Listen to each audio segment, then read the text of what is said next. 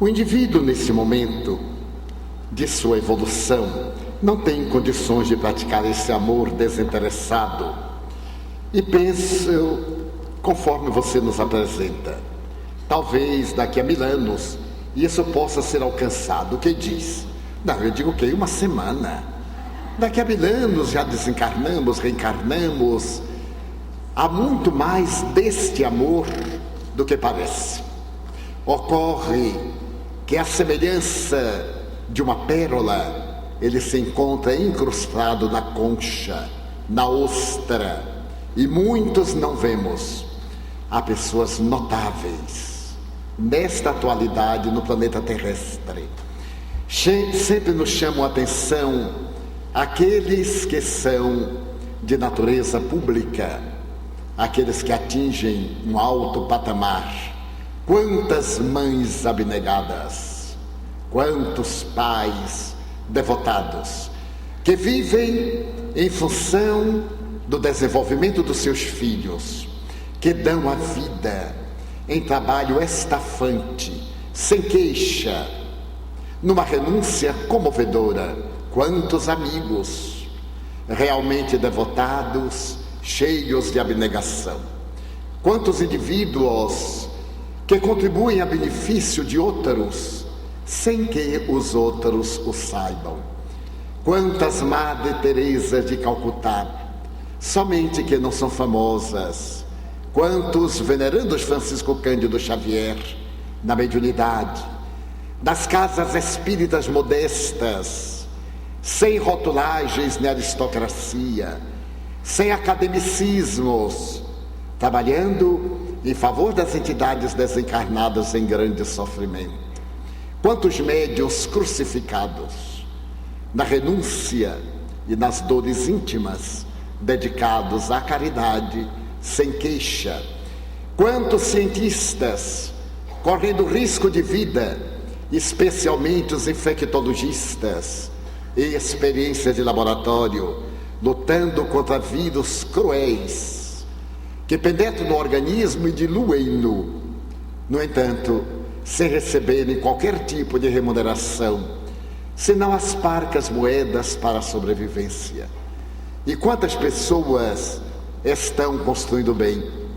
Confesso que tenho encontrado dessas pessoas na minha existência, em volumes expressivos, pessoas que, à semelhança da viúva pobre, chegam até nossa casa para levar a contribuição dadivosa, que trabalham em nossa casa silenciosamente, com um sorriso no rosto, sem queixas, às vezes maltratados por aqueles que são menos hábeis, pelos indiferentes, pelos doentes da alma, e nada obstante perseveram porque confiam. Este amor é para os dias de hoje. No dia em que todos formos anjo, não terá um grande significado, nem chamará atenção. É agora, neste mundo tumultuado de agressões e de dores, que ele se estabelece. Quando sairmos hoje daqui, lembremos que nós fomos chamados para este amor e que o Senhor da vida estará elegendo-nos para que sejamos um modelo, mesmo que com as dificuldades que nos assinalam. Não é necessário ter atingido a perfeição para poder vivê-lo, basta estar tentando. Quando Allan Kardec definiu o verdadeiro espírita, ele ofereceu uma proposta que a mim pessoalmente é profundamente comovedora. Ele disse que o espírita é aquele que luta diariamente para ser melhor hoje do que ontem, amanhã melhor do que hoje, e que está trabalhando as suas más inclinações. Ele não disse que o verdadeiro espírita é aquele que já conseguiu, mas o que está tentando, porque o que já conseguiu atingiu o reino dos céus, está além de nós. E aquele que está tentando, que cai, que levanta, que reconhece as imperfeições e trabalha-as, que se dá conta que pode ser agora um pouco melhor do que era antes, este é o verdadeiro espírita. E coroa a tese, é o verdadeiro cristão. É o verdadeiro apóstolo do bem. É aquele que ama. Desse modo, confiemos e tornemo-nos. Cada um de nós se faça, e em grupo, tornemo-nos todos este exemplo de amor ideal, sutil. Quando se fala em amor incondicional pelo próximo, pelo inimigo, o que se quer dizer exatamente? É só não desejar o mal, ajudar dentro do possível? Sim, e algo mais. É não revidar mal por mal. É considerar que o ofensor está doente, porque ninguém pode ser agressivo por bel prazer. E se o é, ele é um sadomasoquista, é um enfermo, só que ele não sabe. Então, esse sentido de amor incondicional é não ter o interesse, a resposta, é fazer o bem pelo prazer do bem, a alegria de projetar uma luz, essa satisfação interior de tornar-se um fulcro que proporcione o bem. E isso, um grande número de nós já o faz, sem dar-se conta. Quantas pessoas gostam de estar ao nosso lado? Muitos dizem, mas ninguém gosta de mim, porque está fechado para o amor. Nesse sentido, Léo Buscaglia conta uma experiência muito curiosa. Ele estava com os alunos numa aula de psicologia, quando entrou um cachorro.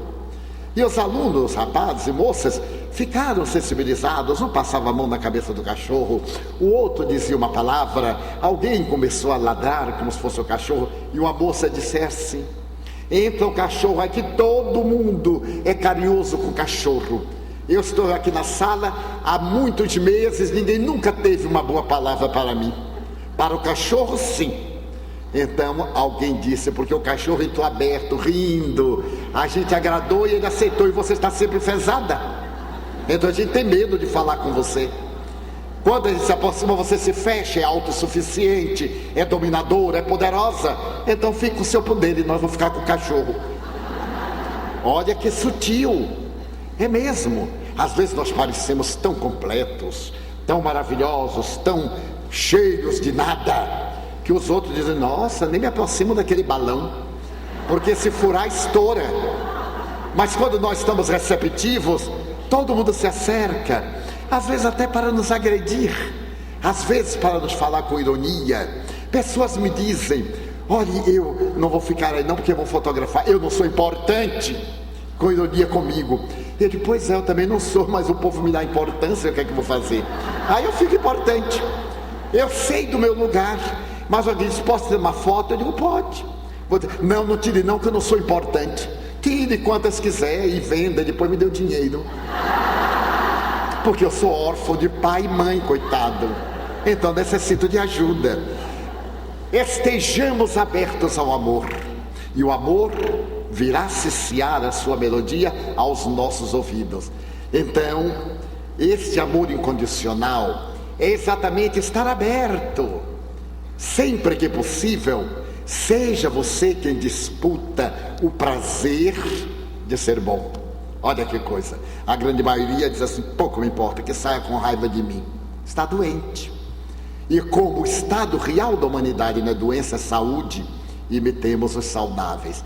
E não tenhamos medo de amar. Muita gente tem medo. Meu Deus, eu amar para me traírem? Ué, vamos amar o traidor que sofre o remorso, não eu. Eu já tive uma decepção com amor. Não teve. Se você amou, não se decepcionou. Se se decepcionou é porque você esperou a resposta. Então você estava fazendo negociante. Você deu o dízimo para receber o 80. E aí, fracassou. Ame naturalmente. As flores são belas. Elas não estão dizendo que são belas. Em si próprias exteriorizam a beleza. Nós é que as valorizamos. Elas têm a consciência embrionária, entre aspas, de que são belas. Assim é o amor. Como se entender o amor com condição? Só fico com você se você deixar. Me dê uma prova de amor. Isso é amor de criança, é infantil. É o chamado amor condicional, como diz Joana. Eu só fico com você se ou eu estarei ao seu lado enquanto é condicional. Isso não é amor, isso é infantilidade. Quando nós amamos, se o outro quer ir embora, vá com Deus. É pena, mas continue amando, porque a gente não ama o que Ele nos dá, o indivíduo, masculino ou feminino. A gente ama a pessoa, e se a pessoa não é feliz conosco, que seja feliz com alguém. Nós não estamos acostumados com esse raciocínio. Achamos que tem que ser felizes conosco, porque é meu. Então não é do amor. O amor é nosso. Essa insegurança nossa é muito curiosa. Psicologicamente, só a criança não tem medo de amar, não tem medo de nada. A criança está aqui no palco, o pai chega, ela pula, porque ela não tem dimensão de abismo, de perigo. Ela sabe que o pai lhe segura em qualquer condição. A criança não tem medo, porque o medo é uma impregnação de fatores mentais em nossa consciência. Nós geramos o medo porque não confiamos. Quando nós amamos, não devemos ter medo. Eu não vou amar porque vou perder a pessoa. Não perde, só se perde chapéu, argola, chave. Pessoas não se perdem, desviam-se do caminho, e a gente encontra lá adiante. Então, este amor condicional ainda é imaturidade psicológica, é um começo, mas não tem o menor significado, porque é um amor de posse, de desejo. Como afastar as mágoas, os aborrecimentos, se estes teimam em aparecer em nossa mente, às vezes nos momentos mais inusitados? Vício mental. Toda vez que nós temos o hábito de fixar as boas ideias, quando estamos tentando, as viciosas invadem. Hábito. Se nós criarmos o hábito de pensar correta e demoradamente a respeito de coisas positivas, não haverá espaço mental para as coisas negativas. Elas serão colocadas em plano secundário. Durante a explanação dos 10 itens, Divaldo se esqueceu do 7º, a música. Seria possível abordá-lo?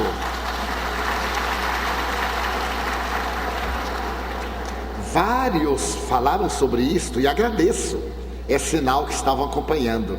Só que eu não me esqueci. Em linguagem da nossa terra, eu dei uma baianada.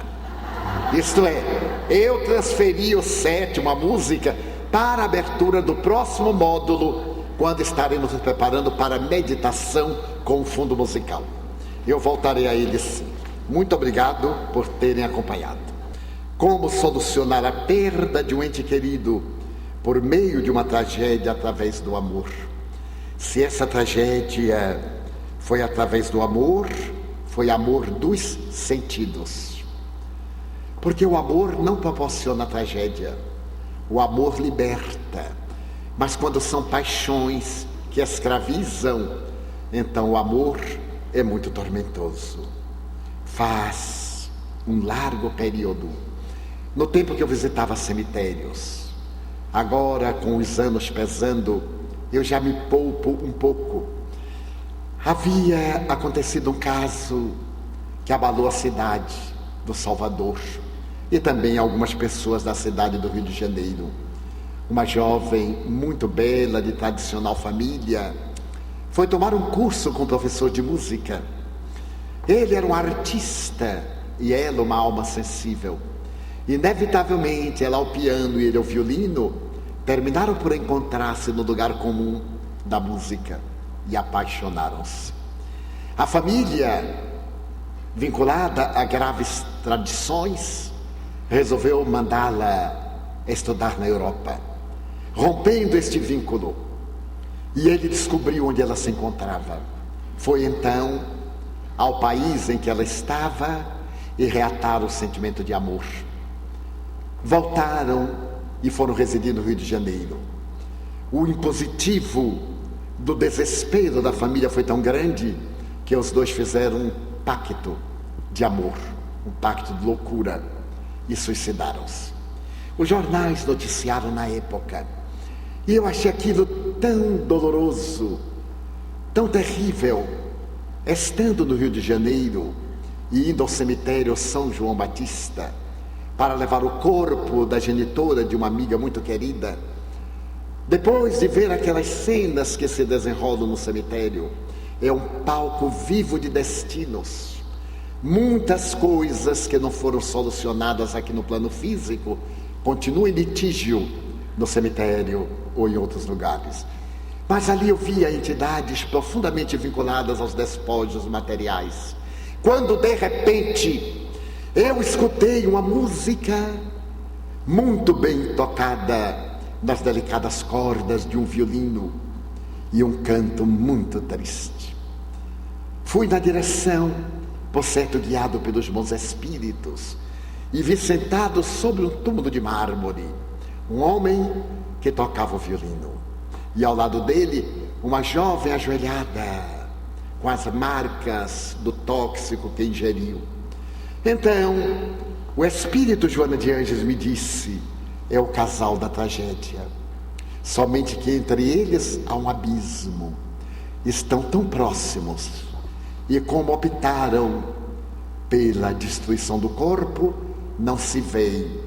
Ela gritava por ele, e ele, amargurado, tocava para poder evocar aquele amor não concluído, que era naturalmente um amor carnal, porque quando é amor, ultrapassa os limites da matéria, e esse amor vai para o mundo espiritual. Então nós vemos na literatura o caso de Abelardo e da sua diva, que o tio dela, que era um grande religioso da Catedral de Notre-Dame, mandou emasculá-lo, e ele se entregou ao monastério. Agora que não podia consumar o ato de amor físico, ele se entregou ao monastério. E ali então ele transubstanciou o amor. E a humanidade terá na literatura um grande escritor, Abelardo, dedicando seus lindos poemas à mulher amada. E ambos felizes depois no mundo espiritual, no amor para sempre. Então o amor tem esses ângulos. Daí, quando alguém transforma o amor numa tragédia, é tormento do corpo, e é remanescente de reencarnação anterior, em que, não consumando sentimentos, a pessoa se evadiu para lugar nenhum e retorna para novamente passar pela prova, e nem sempre suporta. Como usar a amor-terapia para vencer o apego, o sentimento de culpa, o medo, a autocobrança exagerada, através da disciplina mental. Nós somos seres espiritualmente indisciplinados, espiritualmente rebeldes, e esperamos que as coisas nos cheguem de mão beijada. Quantas vezes o médico dá orientação ao paciente a benefício da saúde dele, e ele não obedece? Ele acharia por acaso que cabe ao médico fazer a terapia em si, em vez de fazer nele? Como diz a tradição, o mestre aponta caminhos, mas o discípulo segue. O que é a experiência? É a conquista do conhecimento pela sua prática. E experiência é algo que nós não transferimos a ninguém. Dizemos ao filho: este caminho é perigoso, meu filho, não vá. Eu vou. Mas eu já passei por aí. Mas foi você que passou, eu não passei. Então, mas eu gostaria que você não sofresse, mas eu gostaria de experimentar. Deus te abençoe, meu filho, vai. E quando ele vem chorando, vamos confortá-lo, porque agora ele nunca mais repetirá a lição.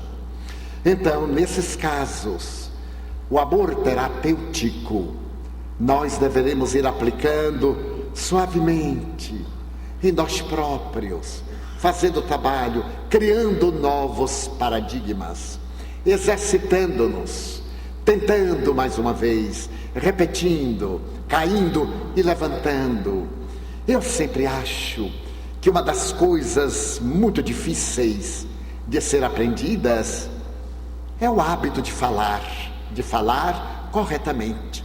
Quanto erramos, desde a silabação para a verbalização, depois a organização das palavras, das frases, a ideação, o texto, exprimir o pensamento de uma forma coerente. E todos nós logramos, uns com melhor qualidade, outros com menos qualidade, mas todos nós logramos. Há uma sabedoria popular que nos leva a perceber a realidade mesmo quando ela está deformada. Eu me vinculei durante toda a infância e adolescência à Igreja Católica. Estive na Cruzada Eucarística depois do Catecismo, fui presidente da Cruzada Eucarística na Matriz de Feira de Santana e era muito devoto de Santo Antônio. O mês de junho para mim era o mês das delícias, as trezenas de Santo Antônio.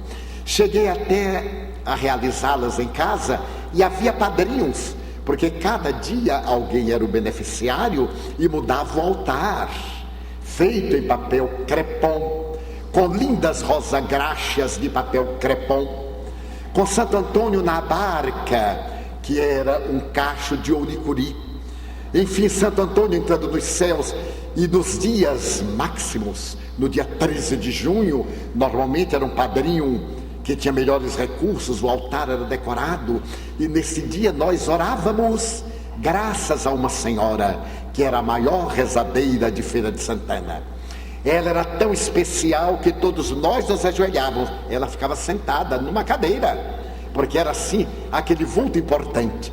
E naquele tempo orava-se o Kyrie em latim, e ela vinha exatamente para orar em latim. E nós, a ralé, que formávamos o coro, ela dizia Kyrie eleison, e nós Kyrie eleison. Ia, mas o latim de minha querida amiga não era exatamente o latim, era assim. Ela ouvia e interpretava, e eu ficava admirado, porque tinha uma série de homenagens a Maria. E no momento ela levantava-se e dizia: Maria partiu a cara. E a gente, que eleison. E eu disse: mas como é que Maria partiu a cara? Ela deve ter caído e quebrou o rosto. Anos depois eu descobri que era Maria Patriarcarum, Maria Patriarca, Maria Angelorum, a Senhora dos Anjos. A minha amiga dizia em latim Maria Porta Loros, que até hoje eu não sei o que era. E nós orávamos com fervor e Deus ouvia, porque nós sobrevivemos. Posteriormente eu constatei isso de uma maneira muito especial. Em uma das visitas que Chico Xavier fazia ao bairro dos Pássaros Pretos em Uberaba, contou-me ele que sempre levava víveres, os amigos ajudavam e ele ia de porta em porta, lia o Pão Nosso, Caminho, Verdade e Vida, e assim por diante. Um texto de 3 a 5 minutos. Certa madrugada chegou uma casa de uma das beneficiárias e ela veio recebê-lo jubilosa e disse: seu Chico, a partir de hoje eu não aceito mais ajuda material. A reza eu aceito, mas graças a Deus eu já estou independente, seu Chico. Ele ficou sensibilizado. A lealdade desta mulher, note a nobreza.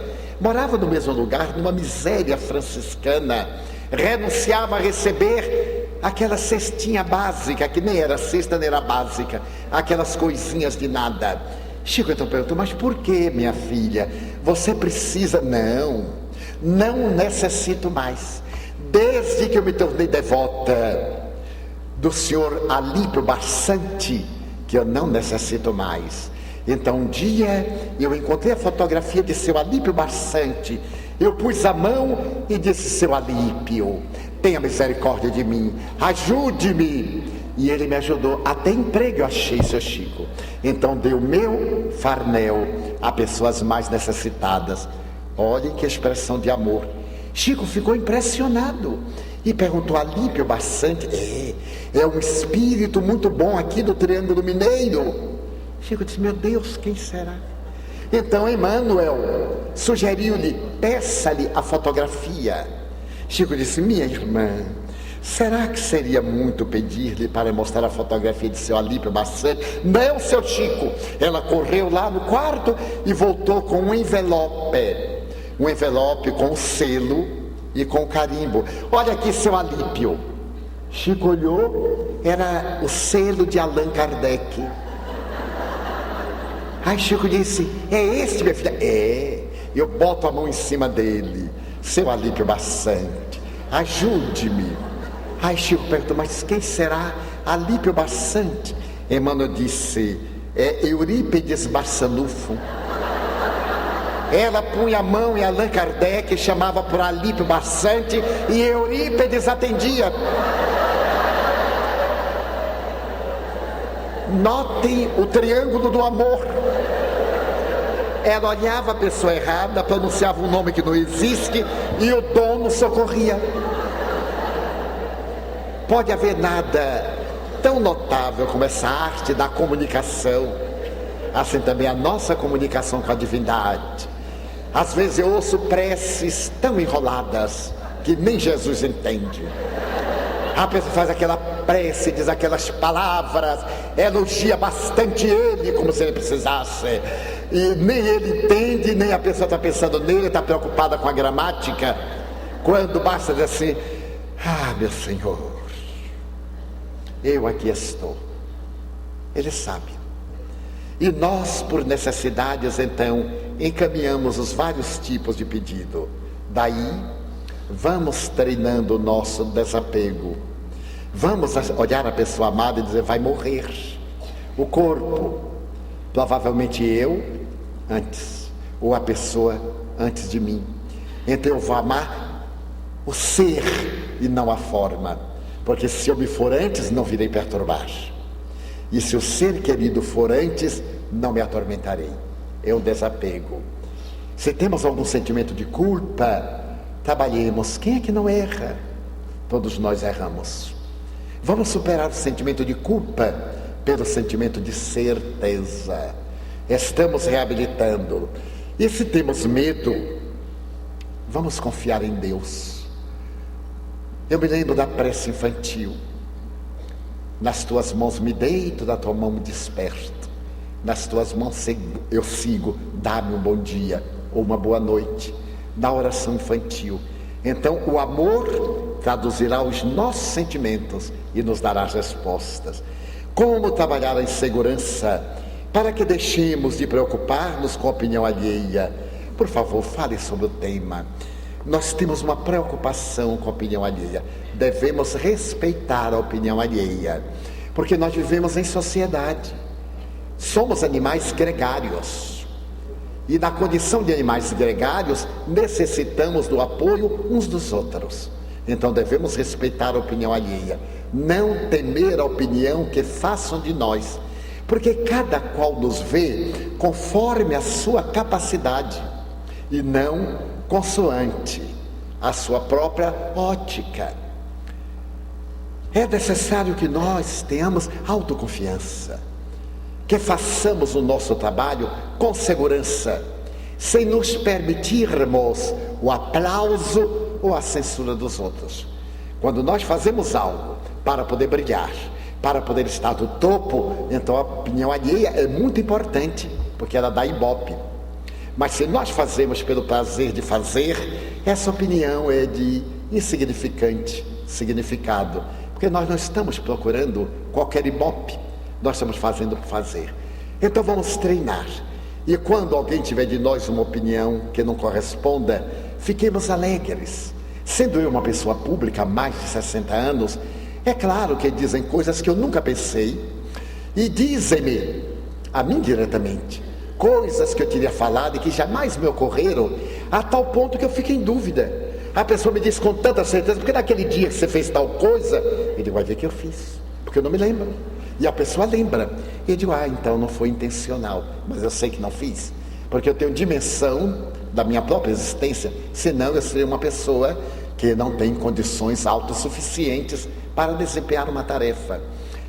Mas então, daqueles dias do passado, eu fiquei tão injuriado com um acontecimento desagradável e desairoso, que me permiti preocupar-me com a opinião alheia. Então Joana de Ângeles apareceu-me jovial e perguntou-me: por que estás tão tenso, meu filho? Por que estás tão angustiado? Eu disse: minha irmã, a senhora já soube o que aconteceu? E ela disse: não. Eu disse: mas que guia espiritual é esse que não sabe o que acontece com o guiado? Então eu narrei, ela ouviu-me pacientemente. E então eu perguntei: a senhora imagine que absurdo. Ela disse: tem fundamento? Eu digo: não, senhora. Então não vejo por que se preocupar. Mas minha irmã, é uma calúnia. Então não vejo por que aceitar. Mas minha irmã, é uma injustiça. E você queria que fosse justo? Você deveria preocupar-se se fosse justo, se fosse verdade e se tivesse acontecido. Se não aconteceu, não se preocupe, lamente e vá adiante. Nunca mais, faz mais de 40 anos, eu me deixei perturbar, se não por alguns instantes, porque o choque emocional produz uma turbação. Logo depois a razão assenhoreia-se, mantemos o equilíbrio e superamos a injunção desagradável. Nunca mais me permiti perturbar pela opinião negativa, alheia, nem exorbitante, alheia no sentido que não corresponde à realidade. Se alguém disser que eu sou um Deus, eu sei que está brincando comigo.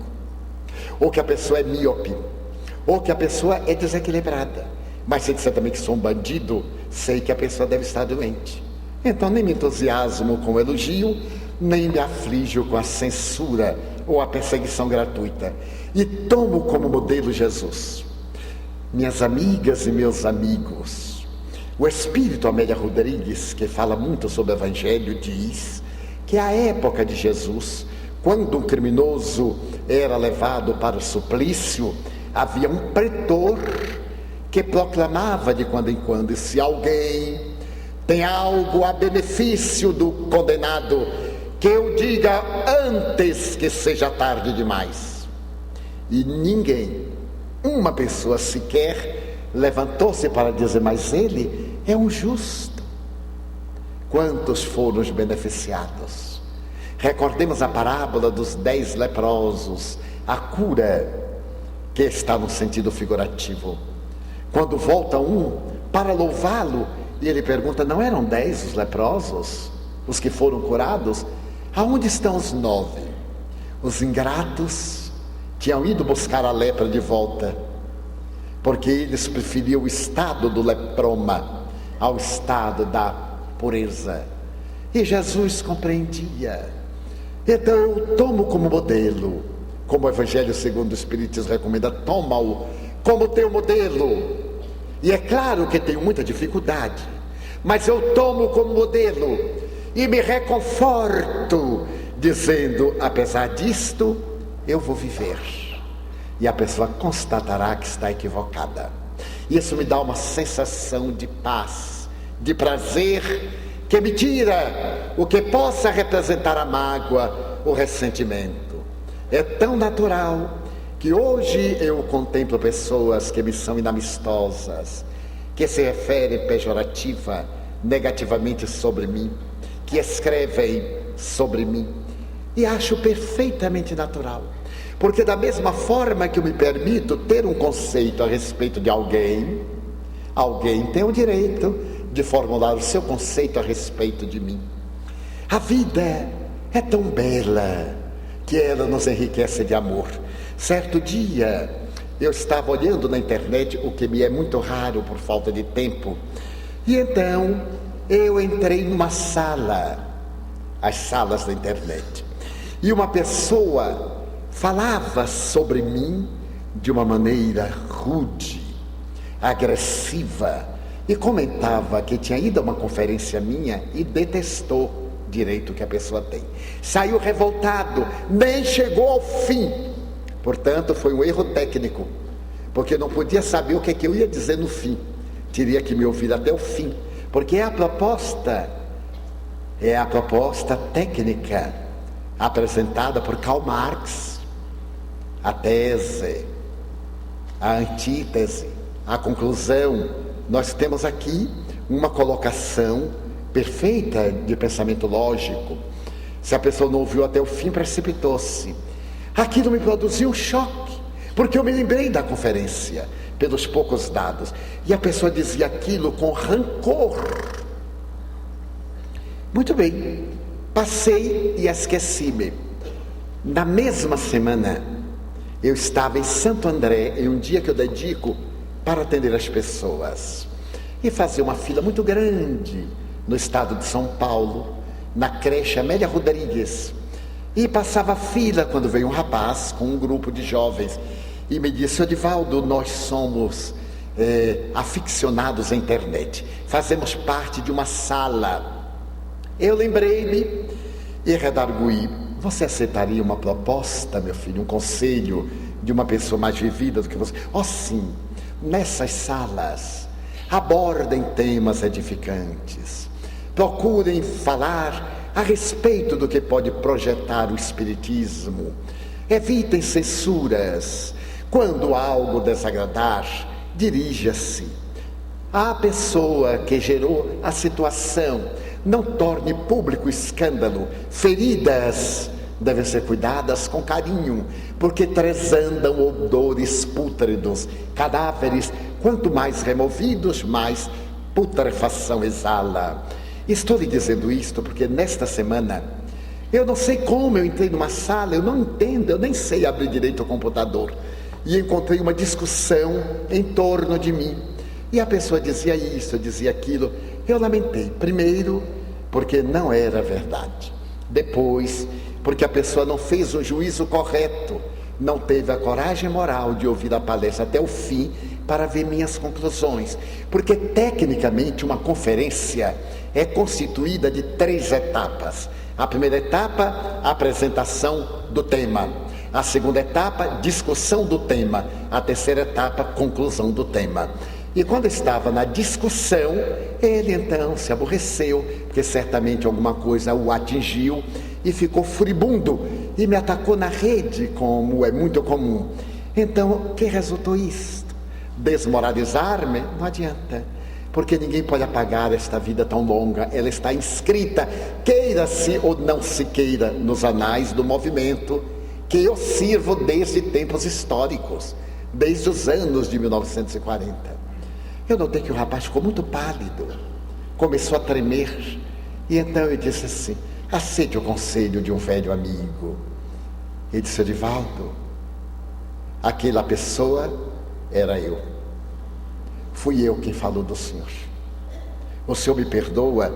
Eu digo: meu filho, eu nem vou perdoar, porque eu não fiquei ressentido com você, você é tão jovem.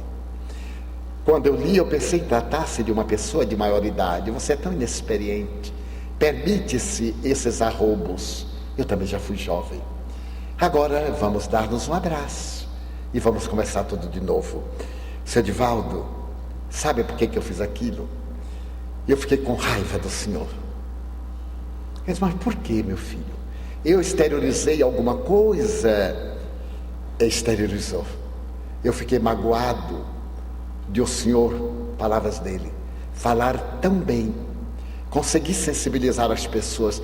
Deu-me uma ira, porque eu não consigo, ninguém vai às minhas palestras. Eu disse: mas você é tão jovem, tenha paciência. O Amazonas, ou melhor, o São Francisco começa em um filete de água na Serra da Canastra. É tão pequenino que a gente salta, mas ele vai recebendo afluentes até ele conseguir a sua exuberância. Também o Amazonas, no Planalto de La Raia, no Peru, é um córrego, mas os afluentes dão de potência, e isso o tempo lhe dará. Você é um jovem sonhador, deixe-me abraçá-lo. Ele abraçou e chorou no meu ombro, e eu também, é claro, comovi-me de ver uma grande esperança do bem amargurada por um sentimento tão torpe como a inveja, e pela infantilidade de, magoado pela inveja, tentar dissecar a honra de uma pessoa que deu a vida. Não sou eu, mas imaginemos qualquer pessoa. Será que esse é o tributo a quem tentou fazer o melhor? Então eu disse para ele com toda a ternura: meu filho, quando eu comecei as pregações, apedrejaram-me. Eu já falei em mais de 2.000 cidades. Em algumas cidades do interior, apedrejaram o telhado. Em outras, fizeram procissões de desagravo. Em outras ocasiões, escarraram-me no rosto e esbofetearam. Mas eu me sentia eufórico. Se com o ramo verde fizeram aquilo, com o ramo seco, o que é que não fariam? Que você vá adiante. E quando vir alguém que ele desperta um sentimento antagônico, ore pelo indivíduo que ainda não consegue emanar luz para embriagá-lo de claridade. Então, vejamos o que é a opinião alheia. Se eu tivesse magoado, ficado ressentido, nessa oportunidade talvez eu não tivesse abordado, porque teria vergonha, o meu orgulho. Imagine eu falar que alguém me censurou na internet. Censuram Jesus Cristo, censuram Deus, censuram Maomé. Ninguém escapa, porque é a ótica de cada um. Não demos ao mal o valor que ele se atribui, só demos valor ao bem. Como fazer para se reconhecer um verdadeiro amor? Como vencer o medo de viver um relacionamento fadado ao fracasso? A única maneira de vencer o medo do relacionamento é relacionar-se. Porque se não se relacionar, nunca saberá o que poderia ter acontecido. E quando se relacionar com alguém, não pensar em termo de fracasso, senão em termo de aprendizagem. Ora bem, como identificar um grande amor?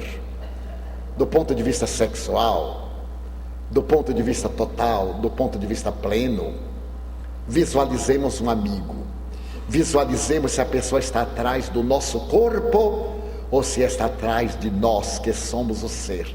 Porque o corpo vai murchar ou vai engordar, inevitavelmente. Uma vez, experimentando uma roupa em Londres que eu ia alugar, o vendedor olhou para mim em 1967, tem algum tempo, e disse: meu Deus, você tem corpo de toureiro. Eu fiquei toureiro. Há pouco tempo alguém me disse: Divaldo, você tem corpo de toureiro. Aposentado. O que estava em cima desceu. É a lei da gravidade. Mas o que importa é a jovialidade. Então, vamos ver se a pessoa está atrás do nosso corpo, que vai murchar, que vai enfermar e deformar-se, ou se está buscando alguém que está além da aparência, embora a aparência influencie. Porque é claro, é estético, é ético também, e é estésico gostarmos de pessoas que nos parecem bonitas. Às vezes eu fico impressionado com rapazes lindos, no meu ponto de vista, com cada mulher que eu não aceitaria nem por caridade. E vejo moças lindas, com cada coisa que eu não aceitaria nem para tirar coco no fundo do quintal. Mas é que vem beleza, a beleza que não está nos olhos, e são felizes. Eu fui bastante amigo de uma ex-Miss Brasil, e que tirou 2º lugar no Miss Universo, e casou-se com um homem, uma gracinha naquela época, barrigudo já, careca, não era careca, era sem cabelo nenhum, conseguiu aquela virtude de um Briner, feio, os olhos esbugalhados, e era linda, aquela deusa, e Quasímodo ao seu lado. Como eu tinha bastante intimidade com ela, eu disse assim: mas o seu amor deve ser muito grande por ele. Ela disse: é, Divaldo, vai além do corpo. Ela percebeu, coitada, por mais que eu disfarçasse, né? E então ela me disse: você necessita ver que alma tem esse homem, com que ternura ele me trata. Eu me casarei com ele 1000 vezes. E se fosse possível eleger a minha alma, fim seria esta. E Deus colocou-a num corpo que não é tão belo, para que ninguém quisesse e ficasse exclusivamente para mim. Ela está casada com ele há mais de 40 anos até hoje. Então eu imagino aquela coisa de há 40 anos, como é que estará agora. E ela continua linda, vez que outra vejo no jornal, na televisão. Ele não, ele é o seu anjo da guarda, fidelíssimos. Então, o amor só se reconhece na convivência, quando ele é verdadeiro ou quando ele se esfuma. Daí, ame, conviva, mantenha um relacionamento saudável, sem medo. Porque quem tem medo de amar, porque pode não dar certo, jamais terá segurança no amor, porque nunca tentou. O medo de amar pode ser comparado ao medo de ser livre? Exatamente. Um dos grandes pensadores modernos, que é o psicólogo e teólogo Rollo May, diz que não somente nós temos medo da morte, mas também temos muito medo da vida. E no medo da vida temos medo de amar, porque nos inculcaram na mente que amar é um sentimento de reciprocidade. A gente ama porque recebe. Na hora em que nós colocarmos o sentimento de que amar é uma doação, e Madre Teresa assim o coloca de uma maneira muito brilhante, e Irmã Dulce também, e outros tantos seres amantes da humanidade, nós não teremos medo. E não teremos medo de ser livres. O medo de ser livre é o medo de assumir responsabilidade. Um amigo disse-me há algum tempo que a coisa que fez mais bem a ele foi a adoção da doutrina espírita, porque ele agora sabia que não há um Deus vingativo, que há uma lei de ordem no universo e que tudo acontece de acordo com os nossos méritos. Ele estava livre. Anos depois encontrei-o e ele disse: Divaldo, acuda-me, aquela liberdade que eu tinha agora me atormenta, estou arrependido de ser espírita. Eu disse: mas por quê? Você já imaginou? Eu vivo atormentado por causa da minha liberdade, porque a minha liberdade traz-me a consequência compatível ao ato que eu pratiquei. Se foi um ato bom, eu terei a coroa da paz, mas se não foi um ato bom, eu terei que reabilitar-me diante do acontecimento negativo. Daí a liberdade às vezes é tormentosa, porque nós não queremos assumir responsabilidade. Liberdade sim, com responsabilidade também. De acordo com a psicologia profunda, o amor provém do self, devendo ser integrado ao ego. Por que então boicotamos tanto a presença do amor em nossas vidas? Porque o nosso ego sobrevive aos gritos do self. O nosso egoísmo, a nossa presunção, os nossos sentimentos atávicos, as nossas heranças de prepotência pela força, os nossos sentimentos materiais colocam-se acima daquilo que é beleza, que tem um significado profundo e que nos induz ao encontro com a própria felicidade. Mas se nós começarmos a liberar as expressões nobilitantes do self, do que somos, em relação ao ego, aquilo em que nós estamos, em breve haverá predominância da nossa natureza espiritual por sobre a nossa natureza animal, como diz o Livro dos Espíritos, e nós teremos a alegria de viver. A que se atribui a grande crise dos relacionamentos amorosos nos dias atuais, tanto daqueles que não logram obtê-los, quanto por parte daqueles que se encontram em conflito dentro dos relacionamentos que vivem? De um lado, porque são relacionamentos imaturos. As pessoas precipitam-se. Na época do sexo livre sempre foi, mas agora do sexo promíscuo, a pessoa não assume responsabilidades, assume relacionamentos múltiplos, ou relacionamentos já fadados a uma pouca durabilidade. Nada obstante, eu conheço dezenas de relacionamentos seguros na atualidade, que estão vindo da década de uma vintena atrás e que têm resistido a essas mudanças. De outro lado, nós somos escravos da mídia, que manipula os nossos sentimentos. E como agora tudo parece fácil de comprar, muitas vezes lamentamos estar presos a esta pessoa, com tantas pessoas livres ali para o prazer. Só que é um prazer fugitivo, mentiroso, comprado, ardente, que se apaga logo.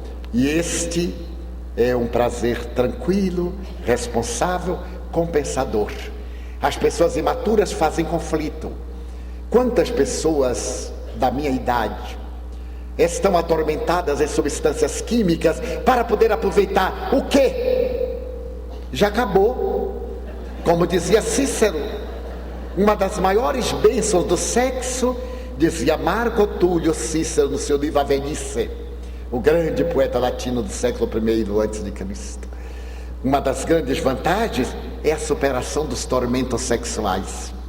Mas agora, com Viagra e tantas substâncias, a pessoa até desencarnada usa. Para quê? Para poder fingir que está viva quando perdeu. Essa experiência, porque não a soube sublimar, para que ela seja uma completude no conjunto das suas realizações. Então nós vemos as pessoas atormentarem-se desnecessariamente por causa da manipulação da mídia. Pessoas lindas, corpos que são trabalhados por cirurgiões plásticos, verdadeiras estátuas, mas tão frágeis como a névoa que o sol da realidade dilui. E então isso faz que os relacionamentos sejam instáveis. Se nos detivermos nos valores da pessoa com a qual nos relacionamos, é óbvio que nascerão vínculos de segurança. As demais pessoas serão atraentes, mas não nos perturbarão. Como podemos liberar-nos da angústia e de suas sensações físicas? Estamos diante de um fenômeno fisiológico. A angústia, com essas consequências, trata-se ou tratam-se de estados depressivos. Necessitamos de terapêutica especializada, da assistência de um psicólogo, de um psiquiatra e da psicoterapia do espiritismo, que nos oferece um arsenal de recursos para que nos recuperemos dos transtornos produzidos pela melancolia, pela angústia, pela depressão bipolar. O Espiritismo tem a mensagem do Evangelho, a psicoterapia das palavras edificantes, a ação da caridade. Esqueça-se um pouco de você para ajudar seu próximo. E então o organismo começa a produzir serotonina e noradrenalina, capazes de restabelecer o equilíbrio fisiológico dos neurônios e retirar-nos da depressão. A assistência médica, seja ela de natureza homeopática, seja a medicina tradicional alopática, das medicinas alternativas, as medicinas chinesas e outras, irão proporcionar-nos, libertar-nos dela. Não há uma fórmula mágica e rápida para esse transtorno cujas raízes estão no passado espiritual. Enquanto reflexionamos, não estamos pensando como isto pode ser considerado silêncio mental dos tormentos. Quando estamos reflexionando no bem, estamos em silêncio interior pensando. O silêncio aqui não é a ausência de pensamento, é a ausência de tumulto de ideias, é a fixação numa ideia, porque ninguém pode anular a mente, a capacidade de pensar. Isso não pode. Estamos sempre pensando. Toda vez que vier um pensamento negativo, vamos substituí-lo por um pensamento positivo. E então nós estaremos em reflexão profunda.